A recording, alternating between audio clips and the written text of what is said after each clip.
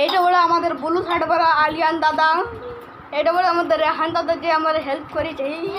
এইটা ওটা নাবিয়াল, এটা ওটা নসরিন, এটা বলে রশনি, তারপরে এটা বলে কালো জামাটা জিয়ান। তো এরা সবাই দেখছে বিরিয়ানি খাচ্ছেন। আর এটা আমার পাপা, এটা আমার ভাই, আর এটা আমার বড় ভাই। এইখানে সব আমার গিফট দিয়েছে। এই বন্দুকটা আছে সেই, আর আমার বড় ভাইটা যে চালাচ্ছে সেটা लाती बस सुनने के करेंगे से बोल दूँ हम लोग सब लोग मेरा आदिल भाई और लकी पर मैं लड़का हूँ।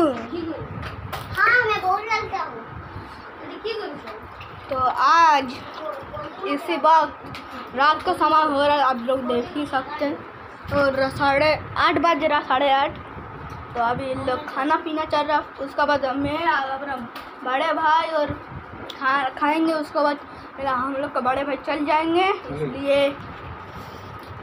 मेरा मम्मी किचन में है, इसलिए उसका। और यहाँ पर ही तो देखते हैं बच्चे लोग खा रहा है, इसलिए नहीं जाने से करे बंद जाते हैं। तो मिलते हैं अगली वीडियो में।